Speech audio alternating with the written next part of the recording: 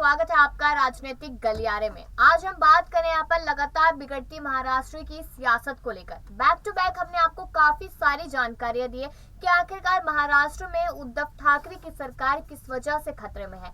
लेकिन इसके साथ साथ अब लगातार खबरें ये भी आ रही है कि जहां एकनाथ शिंदे ने पार्टी को अलविदा कहा है, उसके बाद से यहाँ पर पार्टी टूटने की कगार पे है। लगातार खबरें है कि इस्तीफा दे देंगे यहाँ पर उद्धव ठाकरे, लेकिन शर्त ये है कि यहाँ पर एकनाथ शिंदे आके उनसे मिले, बात करें, उसके बाद यहाँ पर इस्तीफा देंगे। वही संजय राउत को लेकर बात की जाए तो यहाँ पर बैक टू बैक धमकियां देते नजर आ रहे कि शरद पवार को लेकर भी काफी कुछ कहते नजर आए थे।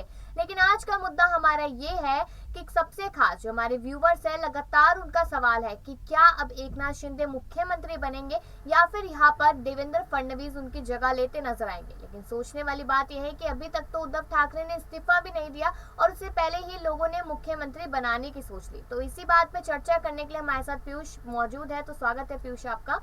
लगातार हमने देखा है कि महाराष्ट्र में क्या अभी माहौल बना हुआ है, लेकिन सबसे पहला सवाल इसी चीज को लेकर रहेगा कि अभी तक उद्धव ठाकरे ने इस्तीफा नहीं दिया और यहाँ पर तो लोगों ने मुख्यमंत्री पद पर अलग अलग नेताओं की ताजपोशी तक करना शुरू कर दिया। तो क्या लगता है कि यहाँ पर अब उद्धव ठाकरे हार कर इस्तीफा दे देंगे? क्या उन्हें महसूस हो रहा है कि पार्टी कभी भी खत्म हो सकती है? जी देखिए कशिश, सबसे पहले तो देखना होगा कि उद्धव के पास सीट कितनी बची है। सबसे पहले अगर इस पर चर्चा करें तो 14 मात्र सीट बची है उनके पास। सारे के सारे जो विधायक थे मुंबई के, जो मुंबई में अपना डेरा डाल के बैठते थे पहले उद्धव के पास के, उद्धव के जो वर्षा का घर है उनका मुख्यमंत्री का, वहां पे डेरा बैठे डाले करते थे, तो अब वो गुवाहाटी पहुंच गए हैं। अब देखिए उसके बाद जब गुवाहाटी में उनकी मीटिंग हुई थी, सारे के सारे जो 42 से अधिक, जो बता रहे कि 42 से अधिक गुवाहाटी के रेडिसन ब्लू होटल में बैठे हुए हैं एकनाथ शिंदे की तरफ से। तो जब देखिए वहां पे उनका पोस्टर लग जाता है पहले कि हाँ भाई मैं बनूंगा मुख्यमंत्री, तो उस पर कालिक पोखने के बाद जब उनको भय हो जाता है कि हाँ अब यहाँ पे आना थोड़ा सा मुश्किल हो सकता है। और साथ ही देखा जाए तो संजय राउत ने जो बयान दिया था उनके खिलाफ कि देखिए मुंबई में आना थोड़ा भारी पड़ जाएगा, अगर आप मुंबई में आते हैं तो थोड़ा आपको भारी पड़ेगा। तो इस धमकियों की वजह से भी आगे देखते हुए एकनाथ शिंदे ने थोड़ा सा अपना प्लान मुंबई आने का कैंसिल जरूर कर दिया है। लेकिन हाँ आप देखिए कि देवेंद्र फडणवीस के जहां पोस्टर लगते हैं वहां पे, क्योंकि देखिए देवेंद्र फडणवीस बीजेपी का बड़ा चेहरा है। आप देखिए कि अगर मुख्यमंत्री पहले भी अगर वो बने थे, लेकिन हाँ 2 दिन के लिए ही बने थे 2019 में अगर की बात करें तो, लेकिन वही बने थे मुख्यमंत्री बीजेपी की तरफ से। तो अभी भी देखिए अगर मुख्यमंत्री बनता है, अगर बीजेपी और एकनाथ शिंदे में अगर गठबंधन बाय चांस होता भी है, तो देखिए मुख्यमंत्री तो देखिए देवेंद्र फडणवीस ही बनने वाले हैं। लेकिन अगर एकनाथ शिंदे की बात करें तो आपको अगर 2 दिन पहले की अगर मैं खबर बताऊं तो शरद पवार ने साफ साफ बोला था अपने बयान में कि जो ये एकनाथ शिंदे हैं उनकी अगर कोई मंशा मुख्यमंत्री बनने की थी भी तो उन्होंने अभी तक हमसे ऐसा कोई इस बात का हमें कोई संज्ञान में नहीं था। तो उन्होंने एक अपनी जो बात थी एक मुख्यमंत्री बनने की, वो ना उद्धव ठाकरे को बताई थी, ना ही देखिए शरद पवार को बताई थी, एनसीपी के नेता को। तो इसलिए जो ये सब घमासान जो हो रहा है वो मुख्यमंत्री पद को लेकर ही हो रहा है। अब आप देखिए 42 से 46 के बीच में उनकी संख्या पहुंच चुकी है विधायकों की।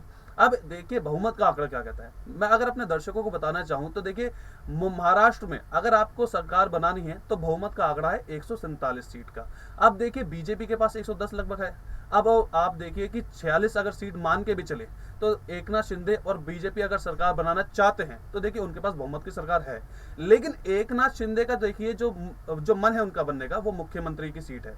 लेकिन अगर बीजेपी के साथ मिलते हैं तो बन नहीं सकते मुख्यमंत्री, उनको डिप्टी स्पीकर या फिर डिप्टी मुख्यमंत्री के पद से ही संतुष्ट रहना पड़ेगा। तो इसलिए देखिए ये जो घमासान हो रहा है इसी में अटके रह जाएंगे। देखिए लेकिन एकनाथ शिंदे ने यहाँ पर कहा था, उनके साथ जो विधायक है वो भी कहते नजर आए थे कि हम शिव सैनिकों से या फिर शिवसेना पार्टी से नाराज नहीं, हम उद्धव ठाकरे से भी नाराज नहीं, हमें नाराजगी है यहाँ पर एनसीपी से और कांग्रेस पार्टी से, क्योंकि शिवसेना जो हिंदुत्व की राह पे चलने वाली पार्टी थी अब वो कांग्रेस की विचारधारा पे चल रही है, तो इसकी वजह से यहाँ पर पार्टी छोड़ी है। तो अब आपने जिस तरीके से यहाँ पर कहा कि मुख्यमंत्री बनने की चाह कहीं ना कहीं एकनाथ शिंदे के मन में भी है, लेकिन कारण तो जो सबसे बड़ा बताया जा रहा है वो विचारधारा का बताया जा रहा है। और उन्होंने ना तो कहा कभी कि मेरे को मुख्यमंत्री बनना है, तो क्या विचारधारा का मुद्दा है? अगर यहाँ पर क्या लगता है कि अगर शिवसेना एनसीपी को और कांग्रेस को अपने पास से अलग कर देती है, जिस तरह से संजय राउत ने भी कहा था कि मुलाकात कीजिए, एमवीए का गठबंधन तोड़ देंगे, तो क्या एकनाथ शिंदे कहीं ना कहीं वापसी करते नजर आ सकते हैं फिर शिवसेना में? जी देखिए लगातार देखिए जैसे संजय राउत को देखिए, संजय राउत का जो बड़बोलापन है उसकी वजह से देखिए शिवसेना को पहले भी अगर इतिहास की बात करें तो उसमें भी देखिए काफी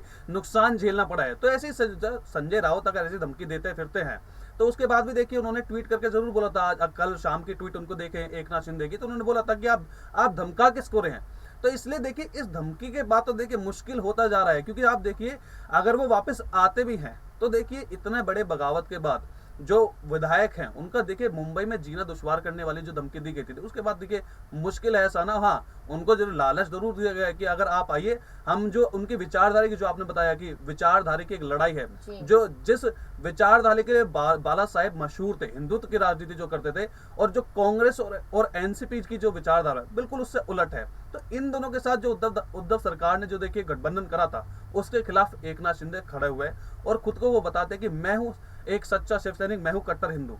तो इसलिए देखिए ये जो लगातार जो बयानबाजी की जा रही है संजय राउत की तरफ से, तो उसके लिए थोड़ा सा मुश्किल हो रहा है कि देखिए अब मुश्किल ही देखिए मुंबई आके उनसे गठबंधन करेंगे। अब जिस यहाँ पर बात की जाए, जिस तरीके से देवेंद्र फडणवीस के यहाँ पर पोस्टर लगते नजर आ रहे हैं और साफ साफ उस पर लिखा है कि ये हमारे नए मुख्यमंत्री हो गए, तो अब ये चीज तो साफ देखने को मिल रही है कि औरंगाबाद के लोग तो पूरी तरीके से मान चुके हैं कि देवेंद्र फडणवीस आए और मुख्यमंत्री बने।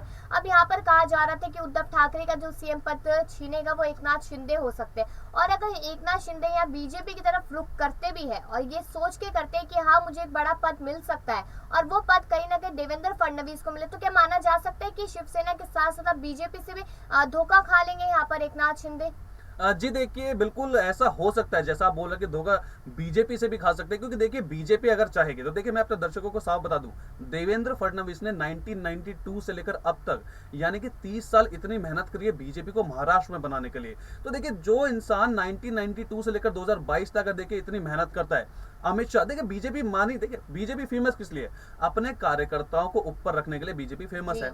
बीजेपी चाहती है कि देखिए जो कार्यकर्ता हमारा मेहनत करता है, जैसे प्रधानमंत्री मोदी गुजरात से लेकर देखिए अब प्रधानमंत्री मोदी बने, जेपी नड्डा को देख लीजिए, अमित शाह को देख लीजिए, तो ऐसे ही देखिए कि जो कार्यकर्ता मेहनत करता है उसको देखिए जगह जरूर दी जाती है। अब एकनाथ शिंदे देखिए इस मुहिम को लेकर बैठे हुए कि देखिए मैं ही मुख्यमंत्री बनूंगा और वो बीजेपी के साथ आते हैं, तो देखिए उनको बहुत बड़ा झटका जरूर लगेगा बीजेपी की तरफ से, धोखाधड़ी बिल्कुल होगी उनके साथ। देखिए ऐसा माना जा सकता है कि धोखाधड़ी होगी और साथ ही साथ अभी महाराष्ट्र का जो सियासत का माहौल है वो ज्यादा गर्मा चुका है, काफी ज्यादा। और यहाँ पर एक और सवाल रहेगा मेरा पीयूष, जिस तरीके से यहाँ पर हम अगर राज ठाकरे को ले लेते हैं, आखिरी सवाल इस चीज पर कि राज ठाकरे यहाँ पर अपनी सियासत अचानक से आते हैं और उसके बाद यहाँ पर लाउड स्पीकर का मामला खड़ा कर देते हैं, लेकिन इस वक्त क्या नजर आ रहा है कि यहाँ पर वो ये कहते नजर आए कि मैं एकनाथ शिंदे का यहाँ पर साथ दूंगा, तो क्या माना जा सकता है कि अब जो लोग यहाँ पर उद्धव ठाकरे से खफा थे, वो चाहे राज ठाकरे हो या फिर नवनीत राणा ही क्यों ना हो, तो अब यहाँ पर वो अपनी राजनीतिक रोटियां सेकते हुए नजर आ सकते हैं? जी बिल्कुल, आपने औरंगाबाद की बात कहती है और राज ठाकरे की बात ना हो देखिए तो बहुत ही गलत बात हो जाएगी, क्योंकि औरंगाबाद से और राज ठाकरे का देखिए जो एक किस्सा है बहुत पुराना है, और देखिए हिंदुत्व की राजनीति दोनों कर रहे हैं। एकनाथ शिंदे हिंदुत्व की राजनीति करते हैं, राज ठाकरे हिंदुत्व की राजनीति करते हैं, दोनों साथ आएंगे तो देखिए बेहद ही देखिए अपनी अपनी जो राजनीतिक रोटियां बिल्कुल सेकेंगे। लाउड स्पीकर का मुद्दा फिर से उठेगा, जो नवनीत राणा है जिनको जेल भेज दिया गया था, जो उनकी बरी भी हो गई थी बाद में, तो वो भी देखिए बिल्कुल अपनी राजनीतिक रोटियां सेकेंगे और अपने आप को देखो जो निर्दलीय है, हो सकता है कि वो देखिए बाद में राज ठाकरे के साथ या फिर बीजेपी या फिर एकनाथ शिंदे के साथ मिल जाए। देखिए ऐसा कहा जा सकता है। शुक्रिया पीयूष आपका। यही कहना चाहेंगे आखिरी में कि क्या लगता है क्या हो सकता है, इस पर बहुत बड़ा सवाल है। यहाँ पर मुख्यमंत्री बनने की रेस में हर कोई लगा हुआ है। उद्धव ठाकरे ने भले ही कह दिया कि सीट छोड़ना आसान है, आते जाते रहते पद, लेकिन इतना आसान नहीं है जितनी आसानी से वो कह रहे।